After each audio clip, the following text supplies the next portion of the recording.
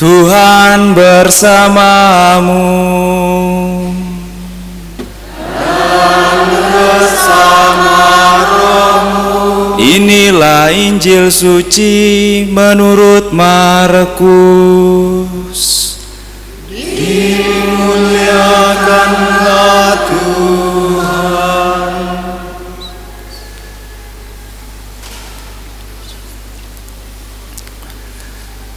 Sekali peristiwa, Roh memimpin Yesus ke padang gurun. Di padang gurun itu selama 40 hari Yesus dicobai oleh iblis. Ia tinggal bersama dengan binatang-binatang liar dan malaikat-malaikat melayani dia. Sesudah Yohanes Pembaptis ditangkap, datanglah Yesus ke Galilea memberitakan Injil Allah. Katanya, saatnya telah genap, kerajaan Allah sudah dekat. Bertobatlah dan percayalah kepada Injil.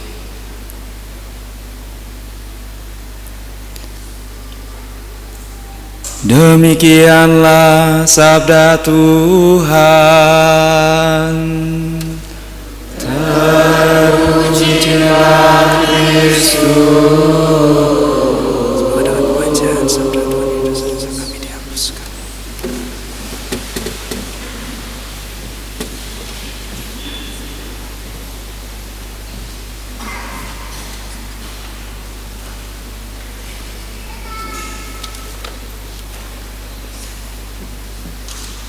Saudara-saudari, para suster dan adik-adikku yang terkasih dalam Tuhan, bacaan-bacaan yang kita dengarkan pada Minggu Prapaskah yang pertama ini ya mengawali juga 40 hari masa Prapaskah.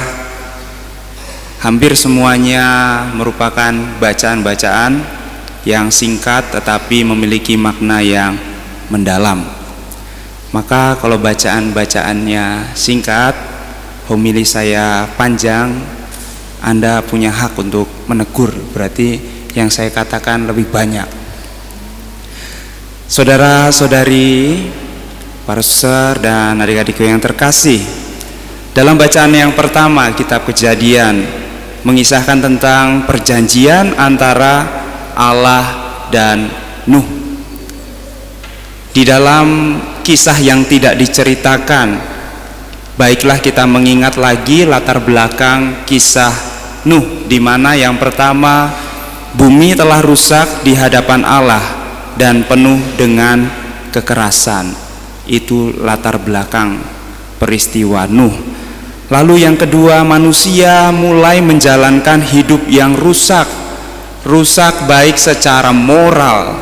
Secara moral itu ialah tatanan kehidupan bersama yang baik. Moralnya semakin menurun, penuh dengan kekerasan. Lalu juga dalam tatanan rusak, dalam tatanan ekologis, manusia semakin menjarah dunia dan rusak dalam tatanan kepedulian. Itulah yang terjadi. Kemudian akhirnya Allah memutuskan untuk mengirimkan air bah dan memusnahkan manusia yang jahat, bumi yang diisi oleh manusia yang jahat.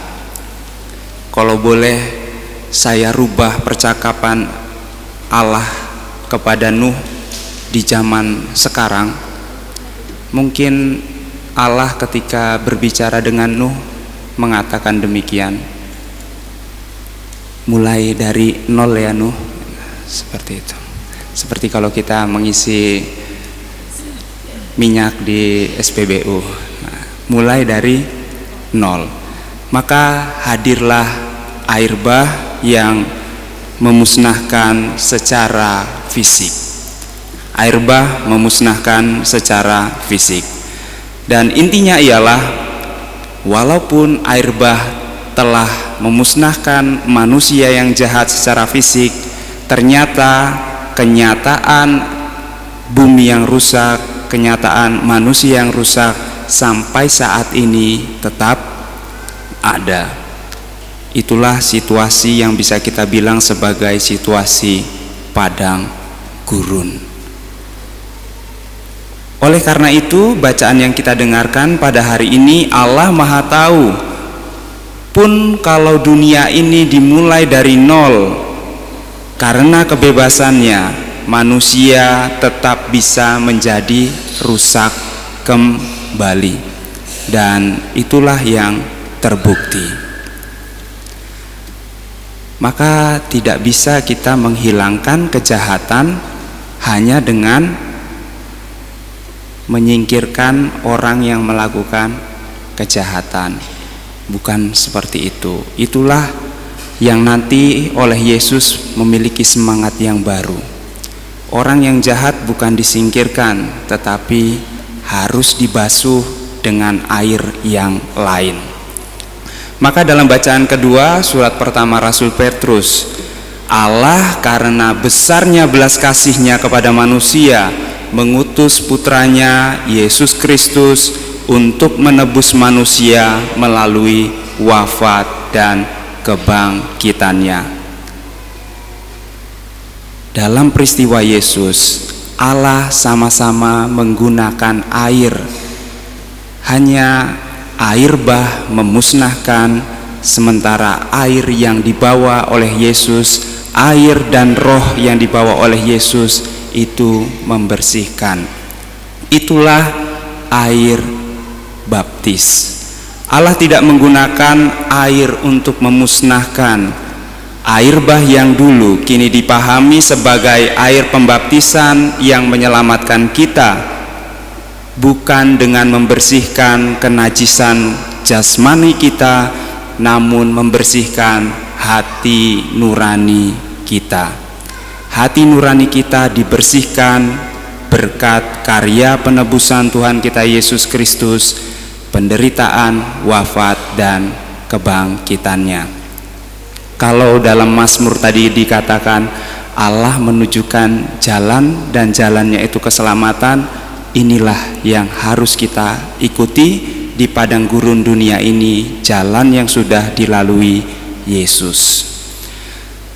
Saudara-saudari, para suster dan adik-adikku yang terkasih dalam Tuhan, baptisan yang kita terima memang membersihkan kita, tetapi tidak memisahkan kita dari kenyataan dunia yang rusak.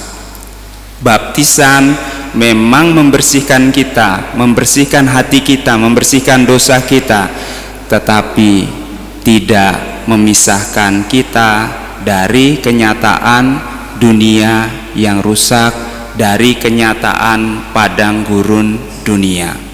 Buktinya apa? Buktinya adalah Injil yang kita dengarkan pada hari ini. Latar belakang Injil yang kita dengarkan hari ini, sesudah Yesus menerima baptisan dari Yohanes, turunlah Roh Kudus atas diri Yesus, lalu mengatakan, inilah anakku. Dan sesudah Roh Kudus turun, Roh itu membawa Yesus ke padang gurun. Lalu di padang gurun, Yesus selama 40 hari dicobai oleh iblis. Apa pencobaannya? Kita tidak tahu, karena di dalam Injil tidak dikatakan. Kalau Injil Matius dan Injil Lukas mengatakan 3 pencobaannya, mungkin Markus ini mengetahui bahwa Yesus itu setiap menit itu dicobai. Nah, berarti 40 hari dibagi berapa menit? Jadi banyak sekali. Maka banyak pencobaannya. Dan ungkapan ia tinggal bersama binatang-binatang liar dan malaikat-malaikat melayani dia merupakan gambaran suasana damai Firdaus sebelum manusia jatuh dalam dosa. Artinya apa? Selama 40 hari itu Yesus bisa bertahan dari pencobaan iblis. Atau dalam bahasa saya pribadi, dalam refleksi saya, iblis menyerah mencobai Yesus setelah hari yang ke-40. Beda ya. Yesus dicobai iblis selama 40 hari. Kemudian saya refleksikan demikian. Iblis menyerah mencobai Yesus setelah hari yang ke-40. Karena apa? Karena sampai 40 hari Yesus dicobai, ia tidak berdosa. Bandingkanlah dengan kita. 1 menit kita dicobai, langsung menyerah. Dan melihat itu iblis suka.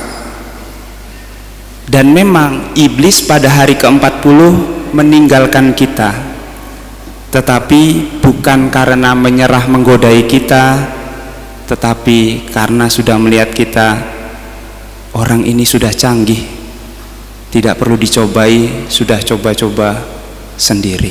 Itulah kita manusia, tidak perlu dicobai oleh iblis, sudah cari coba-coba sendiri. Akhirnya di hari ke-40 iblis meninggalkan kita bukan karena menyerah, karena sudah yakin, wah ini udah autopilot, dia coba-coba sendiri, nggak usah ditemenin lagi, nggak usah ditutorin lagi. Maka dalam refleksinya Yesus sampai pada ini, suasana Firdaus itu yang Yesus alami, dia refleksikan dan akhirnya dia beritakan bagaimana suasana damai, suasana Firdaus itu dapat terwujud. Inilah dalam kata-kata ini, dirangkum dalam kata-kata ini, bertobatlah dan percayalah pada Injil. Injil itu ialah kerajaan Allah dan diri Yesus sendiri. Artinya bertobat bukan hanya berbalik dari dosa. Bertobat itu makna yang kedua ialah mengarahkan diri pada kehendak Allah, pada kerajaan Allah, menciptakan suasana damai di mana Allah meraja. Artinya suasana damai itu terjadi dan bisa terwujud apabila Injil menjadi tuntunan kita di tengah padang gurun dunia kita. Saudara-saudari, para suster dan adik-adikku yang terkasih, Allah tidak mau mengambil jalan mudah untuk mengubah hidup kita. Dikasih air bah, tidak. Tetapi Allah mengambil jalan termahal untuk merubah hidup kita melalui pengorbanan putranya. Itulah jalan yang harus kita lalui, jalan yang mahal itu. Air baptisan menjadi modal bagi kita, bagi hati kita, supaya kita bisa meniru Yesus. Yesus telah membuka jalan bagi kita, dan mari kita setia pada Allah, pada jalan yang sudah ditapaki oleh Yesus, agar akhirnya iblis lelah mencobai kita. Bukan iblis pergi karena kita sudah coba-coba sendiri. Semakin sering kita jatuh, semakin iblis berbahagia, dan semakin kita sering jatuh, kita akan semakin tidak merasa bersalah ketika jatuh dalam dosa dan pencobaan-pencobaan yang sama. Semoga masa Prapaskah ini dapat menghantar kita dalam pertobatan. Semoga Tuhan memberkati kita.